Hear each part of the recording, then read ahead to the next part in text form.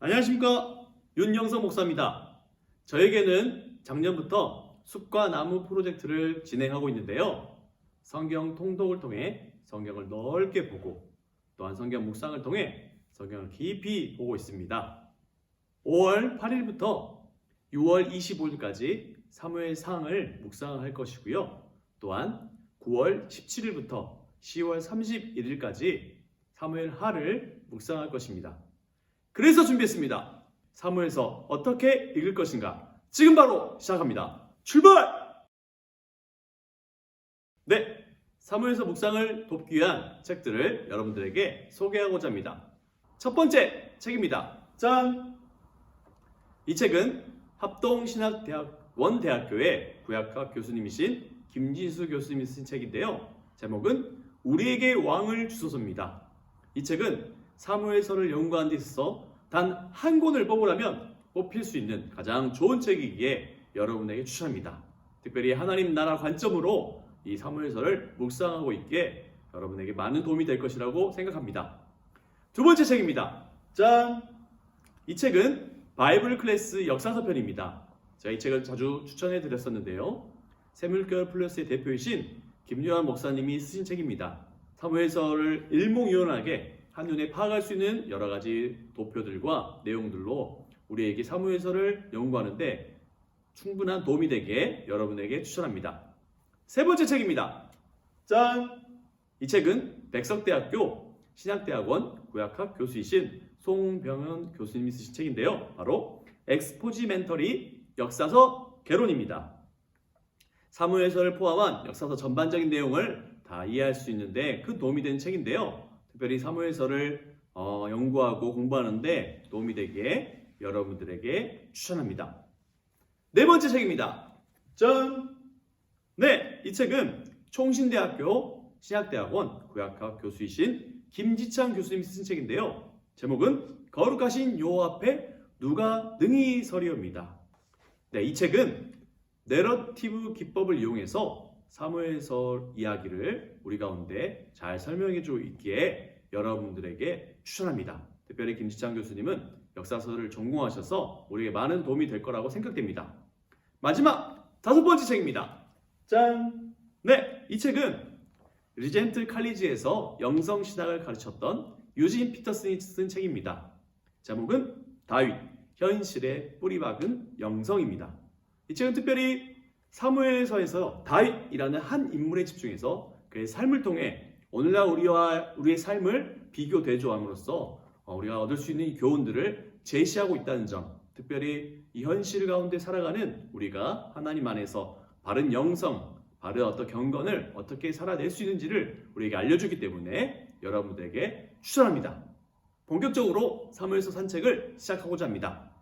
이 사무엘서는요, 이스라엘의 마지막 사사이자 하나님을 대신하여 새로 출범한 이 왕정 제도의 신학적 정당성과 정체성을 부여할 선지자 이 사무엘 이야기로 시작하죠. 그리고 우리가 많이 잘 알고 있는 하나님의 마음에 합한 자 이 다윗의 왕조가 뿌리 내리는 이야기로 끝납니다. 그래서 이스라엘이 어떻게 이 사사 시대를 종결하고 왕정 시대를 맞이하게 되는지를 우리 가운데 보여주죠.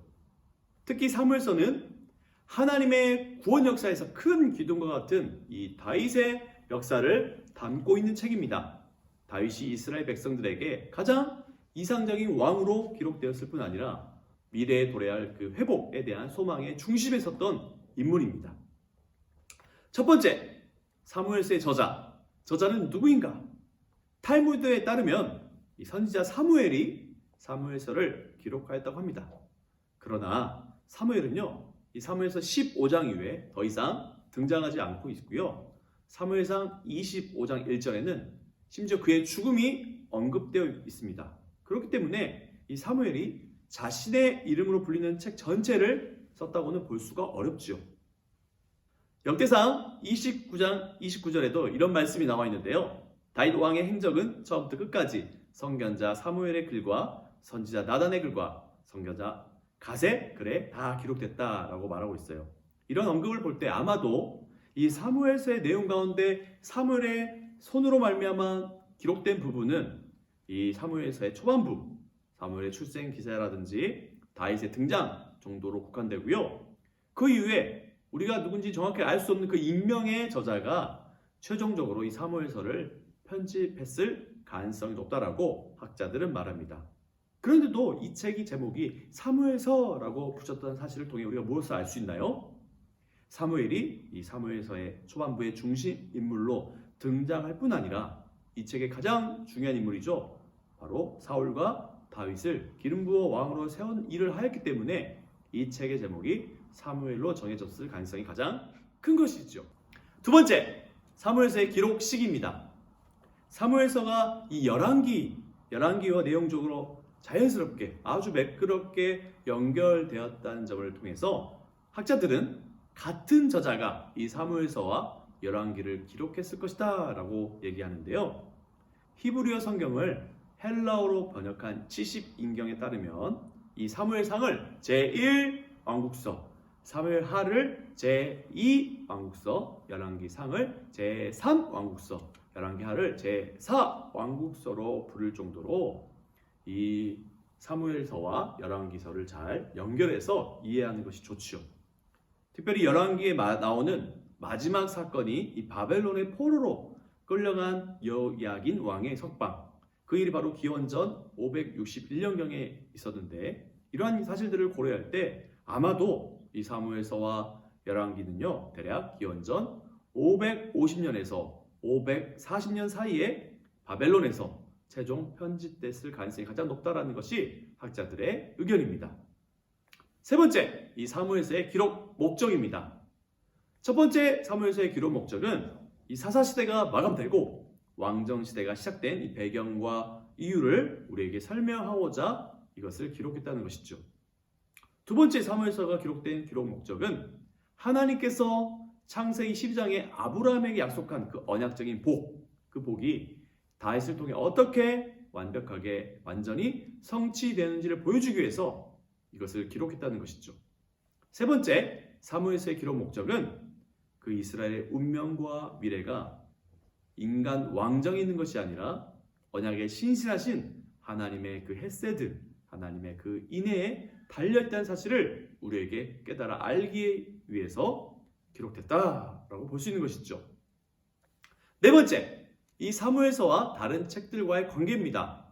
먼저 사사기는 이 사사시대의 혼란을 통해 왕정 제도의 필요성을 우리에게 말해주죠. 그리고 룻기는요, 룻과 보아스의 결혼을 통해 이 다윗 왕이 탄생할 배경을 마련해 줍니다. 그리고 이 사무엘서는 왕정 제도의 출현과 확립에 대해서 말해주고요. 사무엘서 뒤에 있는 열왕기서는요, 왕정 제도의 전개와 미래, 특별히 다윗이 이후에 나타날 모든 열왕, 모든 왕들의 그런 평가는 기준이 된다는 사실을 우리가 알 수 있죠. 다섯 번째, 이 사무엘서의 역사적인 배경입니다. 이 사무엘서를 잘 이해하기 위해서는 이 사무엘서의 역사적인 배경을 잘 아는 것이 큰 도움이 되는데요. 이 사무엘서는 이스라엘이 이제 지파 중심적인 어떤 부족 사회에서 왕정 사회로 나아가는 과정을 우리에게 보여줍니다. 하나님은 창세기 12장 2절에서 아브라함을 통해서 큰 나라를 이루실 것을 약속하셨죠. 그리고 아브라함의 아내 사라를 통하여서 백성들의 왕들이 나게 하실 것을 약속하셨습니다. 따라서 족장 시대로부터 시작하여 출애굽과 가나안을 거쳐서 이 사사 시대를 지나 사무엘 시대에 태동하여 예루살렘에 세워지게 될 이 다윗 왕권은 하나님과 아브라함 사이에 맺어진 언약의 성취라고 볼 수 있는 것이죠. 특별히 사사기의 마지막 부분인 사사기 17장에서 21장의 내용을 보면요, 이스라엘이 종교적으로나 정치적으로나 얼마나 타락했는지를, 그리고 혼란에 빠져 있는지를 우리가 알 수 있는데요. 특별히 우리가 잘 알고 있는 말씀, 그때에 이스라엘의 왕이 없으므로 사람이 각각 그 소견에 옳은 대로 행하니라 라는 말씀을 통해서 이 사사시대 이후에 왕이 세워질 것을 우리에게 암시해주고 있었던 것이죠. 이렇게 볼 때 주전 12세기, 11세기에 이스라엘의 사회적, 정치적 이 상황들이 이 왕정이 출현하는 데 있어서 직접적인 영향을 줬다라는 사실들을 우리가 알 수 있죠. 또 그뿐이 아닙니다. 사무엘서를 보면요, 이스라엘 내부적인 이러한 문제뿐만 아니라 외부적인 문제도 이스라엘 왕정이 출현하는데 커다란 기여를 했다는 것을 알 수 있는데 그것이 무엇이냐 하면 바로 블레셋이라든지 암몬이라든지 이러한 주변 민족들의 위협이요 이스라엘 민족으로 하여금 왕정 제도를 받아들이도록 자극했다라고 우리가 볼 수 있는 것입니다. 여섯 번째, 이 사무엘서의 구조입니다.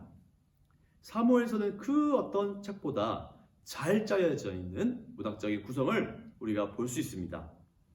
특히 이 사무엘서를 구조를 이해하기 위해서 사무엘하 21장에서 24장 이 마지막 내용을 잘 이해하는 것을 통해서 우리가 전체적인 구조를 이해할 수 있다라고 학자들은 말하는데요.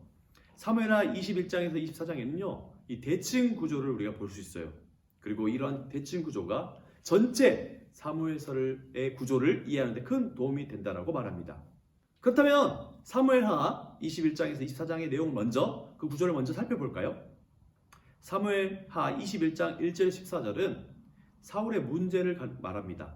사울의 그 범죄로 말미암아 3년간 기근이 들었다는 사실을 말하고요. 그와 대칭점에 두고 있는 제일 마지막 사무엘하 24장 1절에서 25절은 이 다윗의 인구 조사로 인해서 7만 명이 죽은 사건을 대칭해서 기록하고 있죠. 그리고 그 다음에 사무엘하 21장 15절에서 22절은요.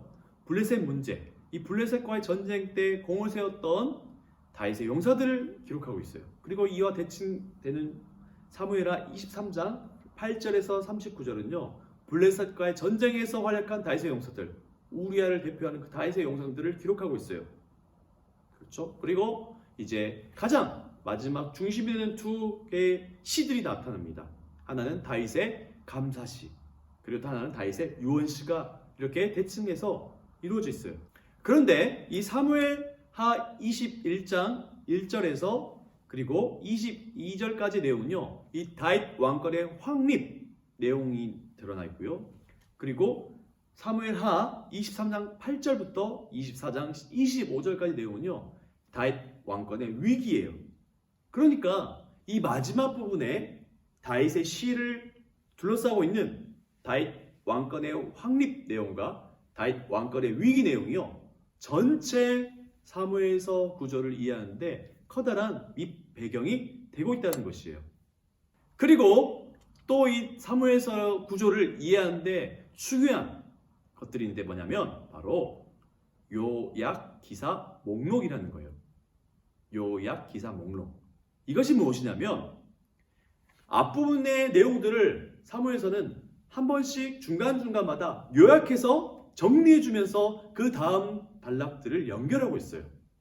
그래서 먼저 사무엘상 1장에서 7장 부분이 첫 번째 사무엘서의 단락인데요. 그것을 사무엘상 7장 15절에서 17절이 요약해서 정리해주고 있어요. 이 부분의 내용은 한마디로 왕의 선구자인 사무엘이 누구이고 사무엘이 어떻게 왕정을 준비하는가를 우리에게 잘 보여주죠. 두 번째 요약 기사 목록은 바로 사무엘상 14장 47절에서 51절입니다. 이 부분은 사무엘상 8장에서 14장의 내용을 요약해서 정리해주고 있어요. 여기의 내용은 뭐냐? 이 왕정의 도입과 초대왕 사울에 대한 이야기입니다. 세 번째 요약 목록 기사는 사무엘하 8장 15절에서 18절 말씀인데요. 여기는 사무엘상 15장에서 사무엘하 8장까지 긴 내용을 정리해 줌으로써 어떤 내용을 우리에게 소개해 주고 있는가? 바로 다윗 왕권의 확립 내용을 우리에게 보여주고 있습니다. 그리고 마지막 요약기사 목록은 사무엘하 20장 23절에서 26절입니다. 이 부분은 사무엘하 9장에서 20장까지 내용을 정리해 주는데 여기서 핵심 내용은 뭐냐? 다윗 왕권의 위기예요. 아까 말씀드렸다시피 사무엘하 21장에서 24장은 크게 두 부분이라고 말했죠. 바로 다윗 왕권의 확립, 다윗 왕권의 위기. 이 두 가지 내용이 그 앞 내용들과 자연스럽게 연결되고 있습니다. 이렇듯 사무엘서는 정교한 어떤 구조의 형식을 우리에게 보여주고 있는데요. 그래서 이 사무엘서 구절을 통해 우리가 무엇을 알 수 있죠? 사무엘서는 이 다윗을 중심으로 기록되고 있고 이 다윗 왕권이 어떻게 형성되었고 다윗 왕권이 어떻게 확립되었고 다윗 왕권이 어떻게 위기를 맞이했는지를 우리에게 보여주는 구조라고 할 수 있죠. 7번째입니다. 사무엘서의 주요 내용을 살펴보고자 합니다. 첫 번째, 한나 이야기입니다. 이번에 교회 설립 42주년 축복 부흥성회 때 한나에 대한 놀라운 새로운 통찰을 우리가 얻었는데요. 사무엘서는 이 무명의 난임 여성이었던 이 한나의 이야기로 시작합니다. 난임으로 인해서 극심한 고통과 슬픔을 느끼던 한나는 하나님께 나아가 간절히 기도하지요. 그리고 하나님은 그 한나의 기도를 들으시고 응답하십니다. 자식이 없어 미래의 소망이 없었던 이 한나에 임한 하나님의 은혜는 단순히 이 한나 개인을 향한 하나님의 헤세드, 그 인애, 그 자비의 손길을 넘어서서 한나를 통해서 대표되는 이스라엘 전체에게 베푸시는 하나님의 헤세드가 있을 것이라는 사실을 우리에게 보여주죠. 두 번째, 사무엘서의 주요 내용은 엘리의 몰락과 사무엘의 등장입니다. 엘리는요, 당시 이스라엘 백성들의 제사장이었죠. 그런데 이 엘리 제사장은 영적으로 완전히 실패한 인물로 묘사되고 있습니다. 그런데 이 엘리의 영적인 실패는 엘리뿐만 아니라 이스라엘 전체의 영적인 실패를 우리에게 보여주죠. 엘리는 어떠한 인물이었습니까? 한나의 기도를 분별하지 못했죠. 한나에게 술 취했다고 말했죠. 그리고 그는 그의 아들 홈니와 비니하스의 심각한 범죄를 제지하거나 교정하지 못했습니다. 엘리는 하나님보다 자기 아들들을 더 사랑했다, 더 중시했다라고 성경이 얘기합니다. 그런데 여기서 히브리어 단어는요, 카베드라는 단어를 써서 무겁다라는 뜻이에요. 그런데 이 무겁다는 단어는 영광이라는 단어로도 번역됩니다. 이게 무슨 말이냐? 어떤 대상을 더 무겁게 여기는 것, 더 중시하는 것, 더 중요하게 생각하는 게 바로 그 대상에게 영광을 돌린다는 거예요. 그렇기 때문에 엘리는 하나님보다 그 아들들 더 무겁게 여겼다, 더 중시했다, 중요하게 생각했다는 건 뭐냐면 그가 하나님이 아닌 자기 아들들을 더 영광되게 여겼다라고 말하는 것이죠. 그렇기 때문에 그는 하나님께 심판을 당합니다. 엘리 아들들은 블레셋과의 전투에서 전사했고요. 하나님의 언약궤는 블레셋에게 빼앗깁니다. 이 소식을 들은 엘리는 충격을 받아서 의자에서 뒤로 넘어져 목이 부러져 죽는 심판을 당하게 되죠. 그뿐 아니라 엘리 아들 비느하스 아내는요, 남편이 죽고 이 언약궤를 빼앗겼다는 소식을 들었어요. 그리고 그녀는 출산 직후 이가봇이라고 외치며 죽습니다. 이가봇은 영광이 없다라는 뜻이죠. 이 엘리 제사장의 감을 통해 당시 이스라엘 민족이 얼마나 영적으로 타락했고 그리고 영적인 실패를 경험하고 있었는지를 우리에게 보여주는 것이죠. 세 번째, 사무엘서의 주요 내용은 그러한 어두운 시대에 등장한 사무엘입니다. 이 사무엘의 뜻은 그의 이름은 하나님이시다라는 뜻이에요. 사무엘은 이 난임으로 고통받던 한나가 하나님께 기도함으로써 얻은 아들입니다. 한나의 선을 따라 사무엘은 출생 이전에 이미 나시인으로 바쳐졌고요. 그는 젖을 떼자마자 실로의 성소에서 대제사장의 종으로 일합니다. 하나님께서는 범사에 사무엘에게 은총을 베푸셨고요. 그와 함께 하셨습니다. 이 사무엘은 라마, 베델, 길가, 미스바 지역을 순회하면서 이스라엘 하나님의 말씀으로 통치했어요. 그리고 사무엘이 나이가 많아졌는데 그의 아들들에게 이 사사직을 넘겨주었어야 되는데 그의 아들들이 영적으로 불성실한 사람이었습니다. 그래서 이를 불안하게 여긴 이스라엘 사람들이 공식적으로 사무엘에게 왕을 요구하게 되는 것이죠. 그리고 사무엘은 하나님의 그 명령을 받아서 베냐민 지파 출신의 사울에게 기름을 부어 그를 이스라엘 초대 왕으로 세우고요. 하나님께 사울을 폐하시키로 결정한 후에는 다윗에게 기름을 부어 다윗 왕조를 여는 역할을 수행합니다. 네 번째, 사무엘서의 주요 내용은 이 왕정의 시작입니다. 사무엘서는 이스라엘 국가에 나타난 이 왕정의 수립과 발전을 보여주는 책이죠. 이스라엘 사람들이 사무엘에게 이런 요구를 합니다. 모든 나라와 같이 우리에게 왕을 세워 우리를 다스리게 하소서라고 사무엘상 8장 5절에서 말하는데요. 이것은 너무나 충격적인 요구였습니다. 이스라엘 왕 누구시죠?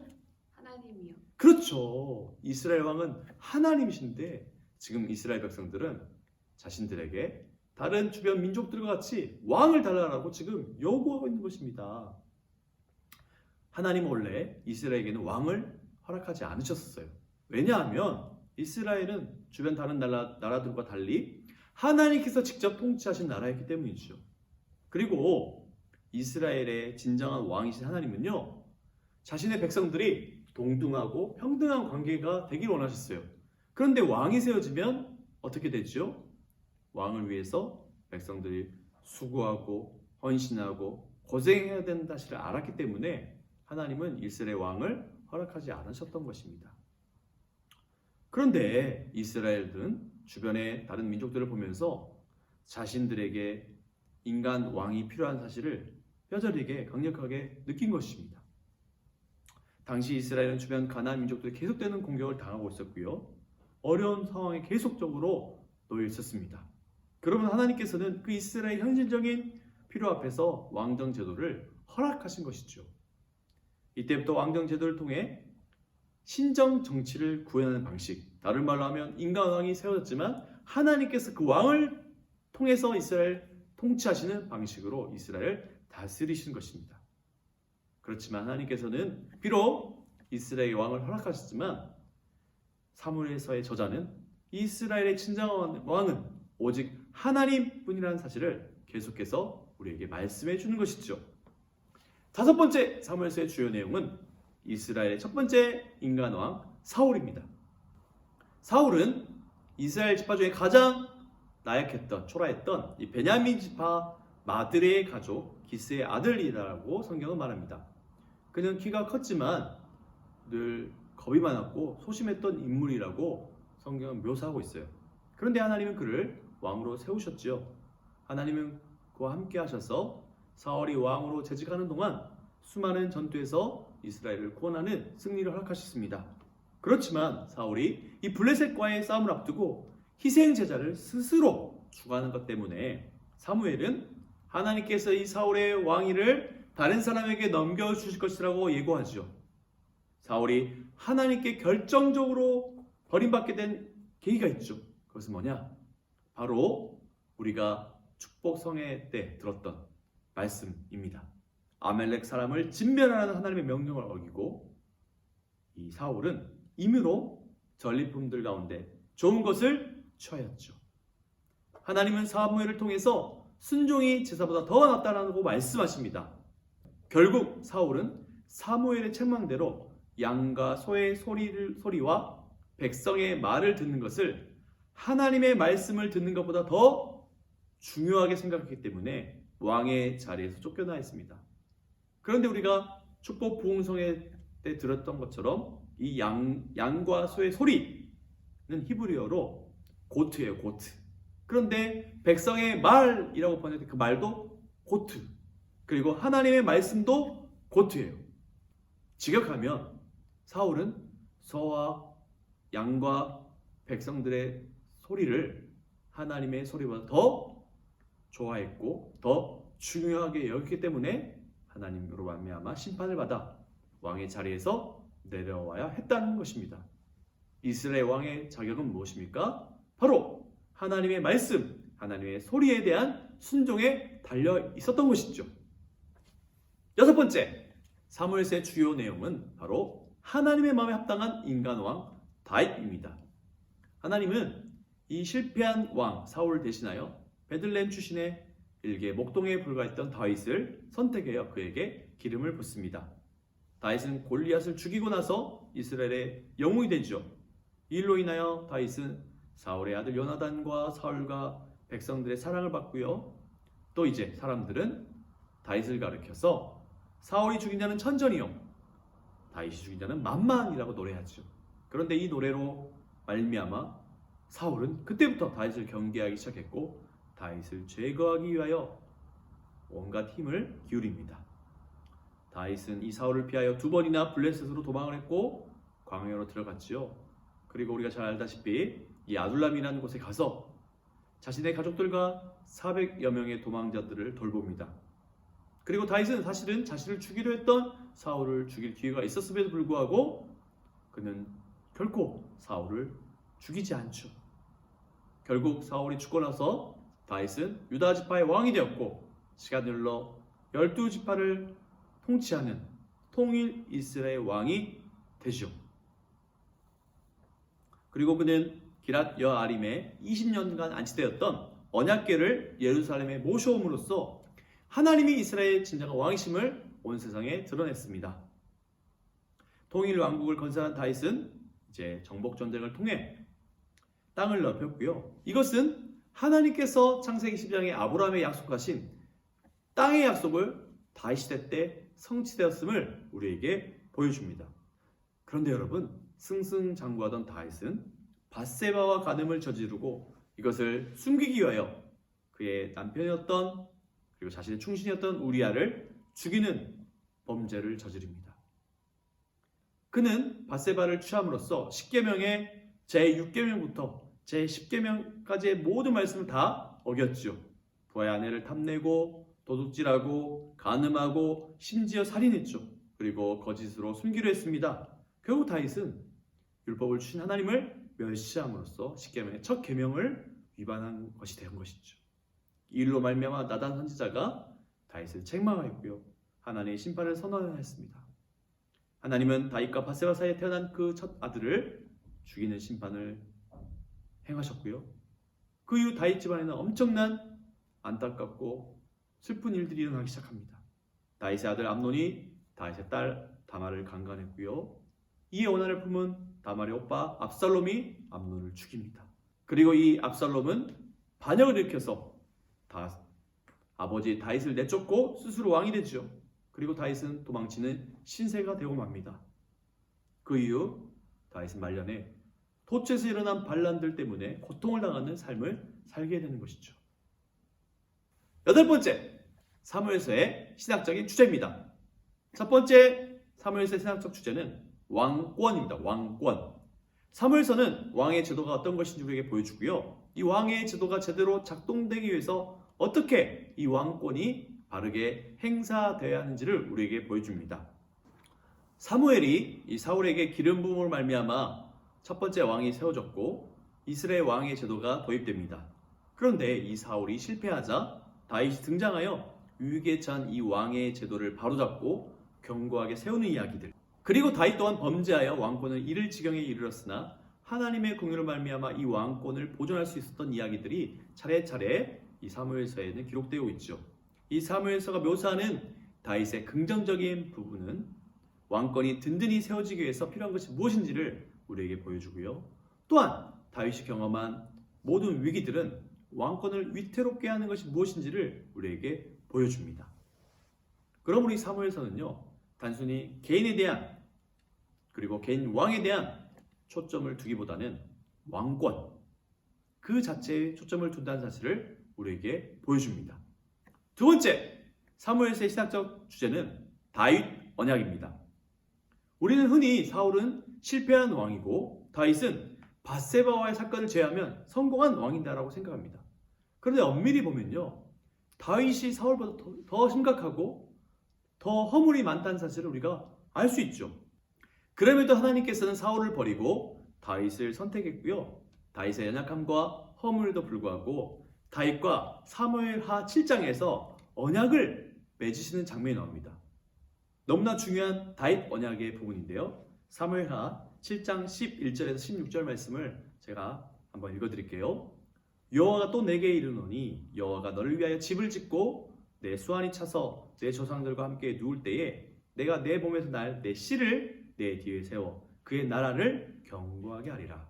그는 내 이름을 위하여 집을 건축할 것이요 나는 그의 나라 왕위를 영원히 견고하게 하리라. 나는 그에게 아버지가 되고 그는 내게 아들이 되리니 그가 만일 죄를 범하면 내가 사람의 매와 인생의 채찍으로 징계하려니와 내가 내 앞에서 물러나게 한 사울에게서 내 은총을 빼앗은 것처럼 그에게서 빼앗지는 아니하리라.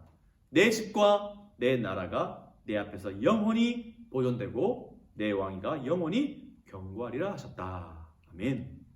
다윗은 언약궤를 예루살렘으로 모셔오고요. 하나님을 위한 성전을 짓고자 합니다. 그러나 하나님은 다윗이 많은 피를 흘렸기 때문에 다윗이 아닌 그의 아들에게 이 성전을 짓게 하십니다.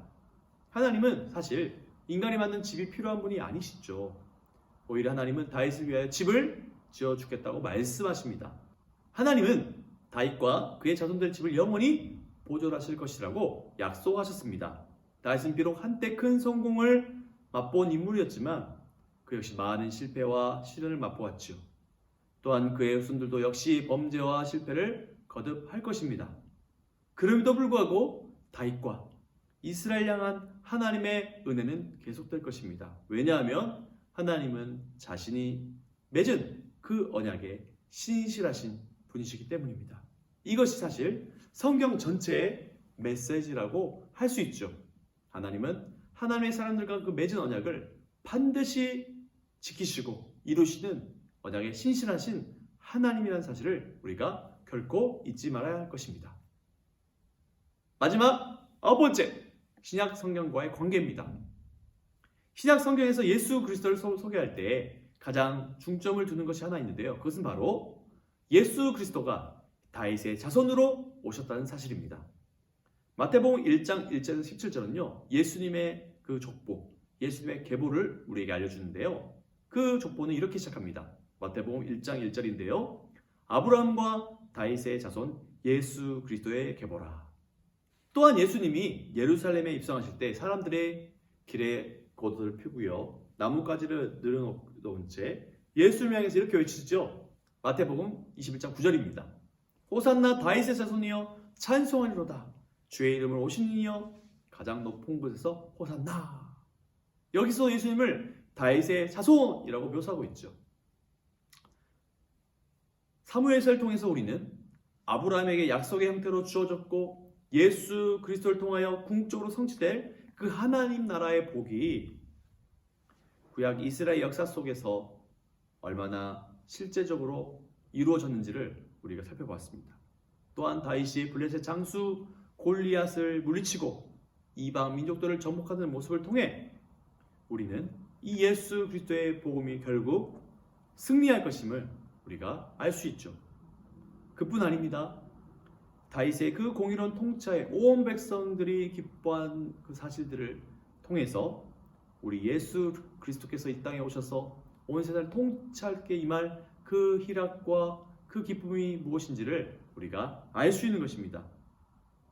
사무엘서가 보여주는 이러한 이야기들은 우리로 하여금 자기 백성과 더불어 언약을 맺으시고 역사의 모든 우여곡절에도 불구하고 이 언약을 지켜내고 마치는 하나님의 영원하신 사랑, 그 신실하심이 무엇인지를 우리가 알 수 있게 됩니다. 사랑하는 여러분, 우리는 사무엘서를 통해서 우리의 진정한 왕은 오직 여호와 하나님이라는 사실을 우리가 배웠습니다.